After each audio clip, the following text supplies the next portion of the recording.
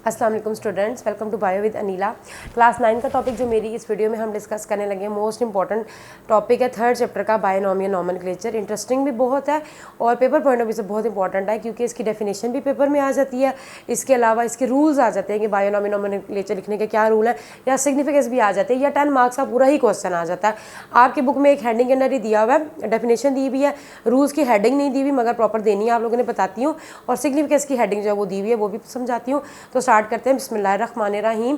Basically बेटा binomial nomenclature जो है ये दो वर्ड से निकला है, बाय एंड नोमियल। ठीक है जी, बाय का मतलब होता है टू एंड नोमियल का मतलब है नेम्स। ठीक है, तो किसी भी ऑर्गेनिज्म को जब दो नाम असाइन किए जाते हैं साइंटिफिकली तो उसको कहा जाता है binomial nomenclature. Assigning an organism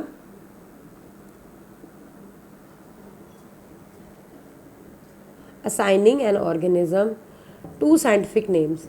simple, या ये सिंपल डेफिनेशन आ जाती है कि साइंटिफिकली जब आप उसको दो नाम असाइन करते हो तो उसको बायनोमियल नॉमेनक्लेचर कहा जाता है, जिसमें जो फर्स्ट नेम होता है बेसिकली बेटा वो हमेशा जीनस का नाम होता है, जीनस या जेनरिक आप कह सकते हो, जेनरिक नेम होता है या जीनस का नेम होता है। एंड जो सेकंड जो होता है हमारे पास वो क्या होता है, सेकंड नेम जो है वो हमारे पास स्पीशी का नेम होता है। First one is always genus and second one is always species. और इसको किसने सबसे पहले किसने डिस्कवर किया था?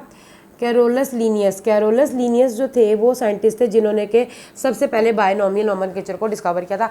आप ऐसे आम भी देखो कि आम तौर पे हमारे भी जो नाम है वो दो दो नामों पे, कुछ लंबे भी होते हैं, तीन तीन भी होते हैं, मगर मोस्टली दो दो का ही होता है, मजमू होता है।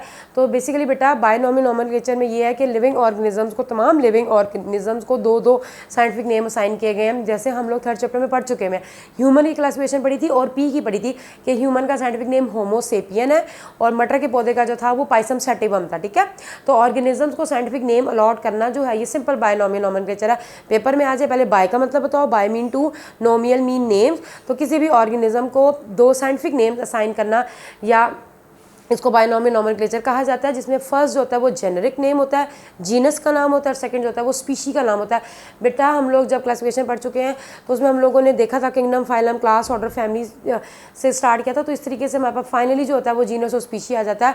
तो जो फर्स्ट नेम होगा वो जेनरिक है, सेकंड स्पीशी नेम है। और किसने डिस्कवर किया था? कैरोलस लीनियस साइंटिस्ट थे, उन्होंने इसको डिस्कवर किया और ये बहुत ज़्यादा आसानी होगी थी। अब हम लोग देखेंगे कि रूल्स क्या हैं, आपकी बुक में मैंशन नहीं है। फर्स्ट जो पैराग्राफ है वो बेसिकली डेफिनेशन ही आ जाती है, जो सेकंड पैराग्राफ है वो रूल्स है। आप रूल्स की हेडिंग दे दो, और बुक में अगर हेडिंग देने का सबसे आसान तरीका होता है कि उस चीज़ को बॉक्स में डालो। जब आप उस चीज़ के बॉक्स में डालोगे तो पता चल जाएगा कि ये हेडिंग है। 3 रूल्स हैं बेसिकली जो आपकी बुक में मेंशन है, वैसे तो बहुत सारे हैं मगर 3 रूल्स हैं जो कि मेंशन है कि किसी भी ऑर्गेनिज्म को जब साइंटिफिक नेम असाइन किए जाएँ तो क्या क्या उसमें होता है। तो देखते हैं हम लोग बेटा कि मिसाल हम लोग लेते हैं ह्यूमन का नाम को होमो सेपियन। ठीक है जी, होमो सेपियन जो है वो इंसान का जो है वो नाम है साइंटिफिक। तो हमारे पास क्या जाता है, जो अब क्या रूल्स हैं कि बायनोमियल नॉमेनक्लेचर में हम लोगों को क्या क्या रूल्स को फॉलो करना पड़ता है। फर्स्ट तो ये है कि बेसिकली बेटा जब आप बुक्स में देखोगे तो इटैलिक में लिखा होता है। इटैलिक का मतलब होता है हल्का सा तिरछी जो होता है वो राइटिंग में लिखा होता है, तो उसको अंडरलाइन नहीं किया होता। मगर जब आप कॉपीज़ पर लिखोगे बेटा, हैंड रिटन फॉर्म में जब भी नाम को लिखोगे तो उसको अंडरलाइन मस्ट करोगे। याद रखिए कि अगर आपने नाम को अंडरलाइन ना किया तो आपके मार्क्स वैसे ही कट जाएंगे। मेरे पास अक्सर स्टूडेंट्स आते होते थे, वो कहते थे टीचर हमने तो सही किया हुआ है, आपने नाम बिल्कुल सही लिखा हुआ है, जब आपने अंडरलाइन ही नहीं किया बेटा तो इसका मतलब है कि ये रूल सही नहीं है। याद रखिए बायनोमियल नॉमेनक्लेचर में सबसे पहला रूल ये है कि जब भी साइंटिफिक नेम को लिखोगे उसको अंडरलाइन जरूर करोगे, और लाइन हमेशा सेपरेट होनी चाहिए। ये नहीं कि इकट्ठी हो, ये वाला जो होता है ये रॉन्ग है। सेपरेट जो है वो, अगर जब आप इसको बिल्कुल सेपरेट करोगे तो फर्स्ट रूल ये कहता है कि जब भी आप साइंटिफिक नेम लिखोगे तो उसको हैंड रिटन फॉर्म में हमेशा अंडरलाइन करोगे। इटैलिक जो बुक्स वगैरह में होता है उसमें अंडरलाइन बेशक नहीं हुआ था क्योंकि वो इटैलिक है, मगर हैंड रिटन फॉर्म में उसको अंडरलाइन करना बहुत ज़्यादा ज़रूरी है। ठीक है जी, सेकंड रूल ये कहता है बेटा कि जो अब ये जीनस का नाम है और ये स्पीशी का। ठीक है जी, तो बेटा याद रखिए कि हमेशा जो जीनस का फर्स्ट वर्ड होगा वो कैपिटल होगा, और स्पीशी का जो फर्स्ट वर्ड होता है वो, अगर आपको लग रहा है कि बड़ा ये छोटा ही है मैंने लिखा, तो स्पीशी का हमेशा जो वर्ड होगा वो शॉर्ट होगा या कैपिटल नहीं होगा। तो होमो सेपियन में एच जो है वो हमेशा कैपिटल होगा, जबकि सेपियन जो है वो हमेशा, जीनस का जो फर्स्ट वर्ड है वो हमेशा कैपिटलाइज होगा, जबकि स्पीशी का जो होता है फर्स्ट वर्ड वो कैपिटलाइज नहीं होता, उसको जो है वो छोटा ही आपने लिखना है। ये सेकेंड रूल है। ठीक है जी, फर्स्ट रूल क्या है कि आपने उसको अंडरलाइन जरूर करना और दोनों नामों को सेपरेट सेपरेट करना है। जैसे हम लोगों ने ब्रासिका कैम्पेस्ट्रिस पढ़ा था सरसों के पौधे का नाम, तो ब्रासिका कैम्पेस्ट्रिस उसको भी अंडरलाइन मैंने तब भी किया था। या फ्रॉग देख लें, फ्रॉग का जब लिखते हैं राना टिग्रीना, फ्रॉग का साइंटिफिक नेम है जी राना टिग्रीना, तो उसको भी हम लोग अंडरलाइन मस्ट करते हैं। इकट्ठा नहीं करना, लाइन को जोड़ना नहीं है, सेपरेट सेपरेट करना है, ठीक है। तो ये राना टिग्रीना हमारे पास क्या हो गया, फ्रॉग का साइंटिफिक नेम है।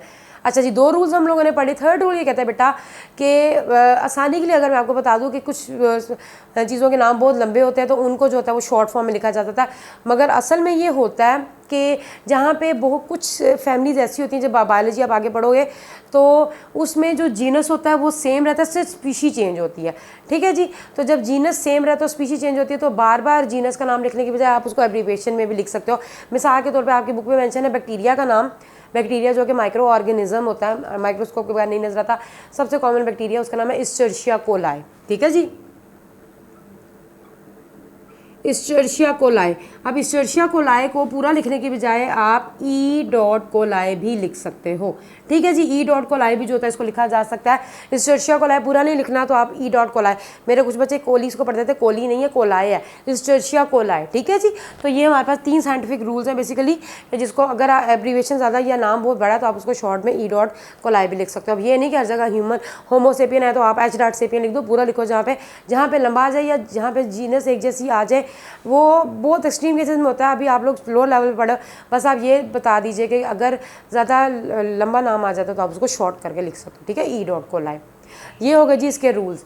बायनॉमियल नोमेनक्लेचर के हम लोगों ने डेफिनेशन डिस्कस कर ली, रूल डिस्कस कर ली। अब सिग्निफिकेंस का मतलब होता है कि इंपॉर्टेंस, कि बायनॉमियल नोमेनक्लेचर की ज़रूरत क्यों पड़ी या क्या इसकी अहमियत है। बेसिकली बेटा अहमियत भी इसकी बहुत मज़े की और इंटरेस्टिंग है, ये पूरा टॉपिक ओवरऑल बहुत अच्छा है। बच्चों ये पेपर में आपके 10 मार्क्स का आ सकता है, ठीक है, 10 का नहीं तो अगर शॉर्ट में आएगा तो 2 मार्क्स का आ जाएगा कि बायनॉमियल नोमेनक्लेचर को डिफाइन करें।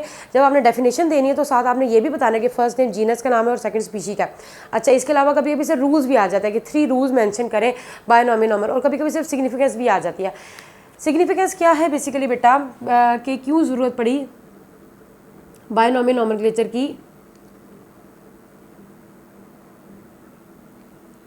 क्योंकि दुनिया में कभी कभी ऐसा होता है कि एक चीज़ के बहुत सारे नाम होते हैं, ठीक है जी। मिसाल के तौर पे पाकिस्तान की अगर हम लोग बात करें, अनियन उर्दू में किसको कहते हैं, प्याज को कहते हैं।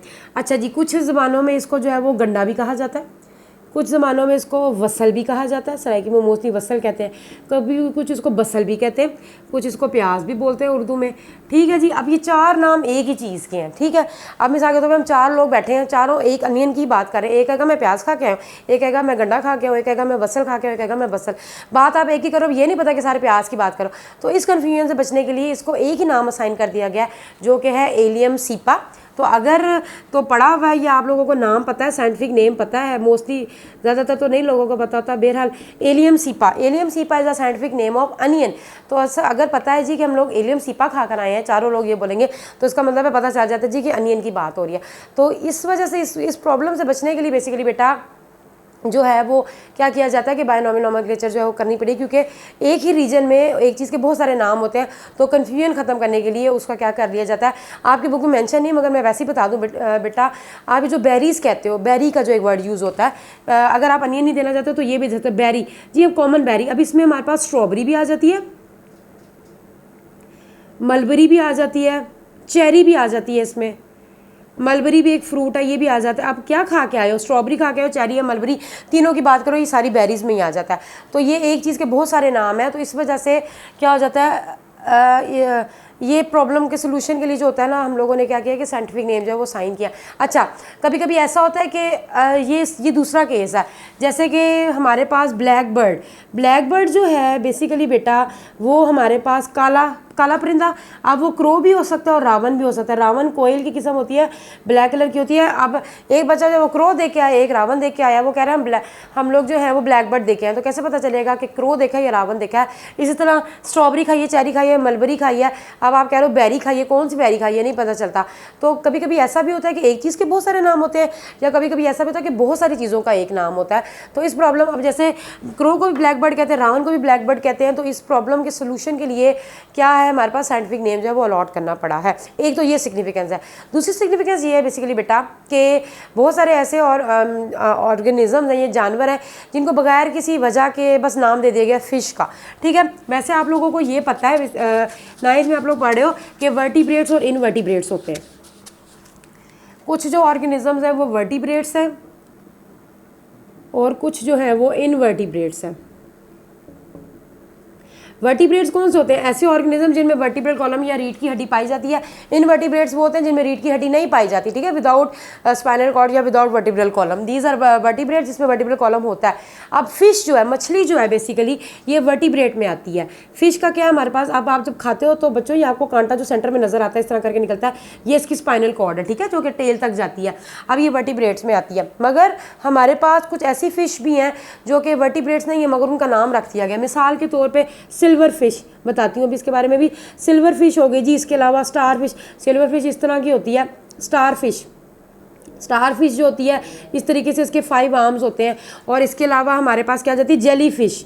अच्छा जी, अब ये सारी की सारी जो है ना, जेली फिश कुछ इस तरह की छतरी नुमा सा होता है, अम्ब्रेला लाइक। ये बेसिकली बेटा ये इनवर्टिब्रेट्स हैं, इनमें वर्टिब्रल कॉलम नहीं होती। और फिश जो होती है प्रॉपर वो वर्टिब्रल कॉलम वाली होती है, उसमें प्रॉपर ये रीढ़ की हड्डी होती है। तो लोगों ने ऐसे ही बस इनको नाम दे दिया, इस कन्फ्यूजन से बचने के लिए भी। अब ये सिल्वर फिश कभी आप लोगों ने देखी हो घरों में, मैं अपने स्टूडेंट्स को बताती हूँ कि आप लोग कभी कैलेंडर दीवार से उतारो या घड़ी उतारो तो पीछे से एक छोटा सा सिल्वर कलर का कीड़ा होता है, बड़ी तेजी से भाग के जाता है। कभी गौर कीजिएगा, वो जो सिल्वर कलर का कीड़ा होता है वो असल में सिल्वर फिश है तो वो इंसेक्ट है, उसको हम लोगों ने फिश का नाम दे दिया। स्टार फिश जो होती है हमारे पास पानी के अंदर रहती है, इनवर्टिब्रेट है, ये वर्टिब्रल कॉलम इसमें नहीं होती। और जेली फिश जो होती है वो छतरी नुमा अम्ब्रेला समुद्र में होती है, ये भी इनवर्टिब्रेट है मगर इसको फिश का नाम दे दिया। तो इस प्रॉब्लम से बचने के लिए भी कि फिश में तो प्रॉपर वर्टिब्रल कॉलम होता है, तो इसको भी मसले को हल करने के लिए साइंटिस्ट ने क्या किया है कि साइंटिफिक नेम अलॉट कर दिए ताकि इस प्रॉब्लम से भी बचा जा सके। ठीक है जी, आई होप बस आप लोगों को आज का ये मेरा टॉपिक था।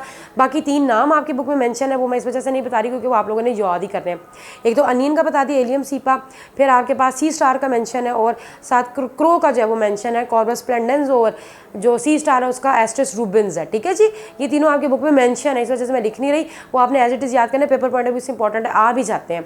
बस आज के इतने टॉपिक है बेटा, आई होप कि आप लोगों को समझ आ गया होगा। नेक्स्ट वीक तक लिए अल्लाह हाफिज़, दुआ में याद रखिएगा।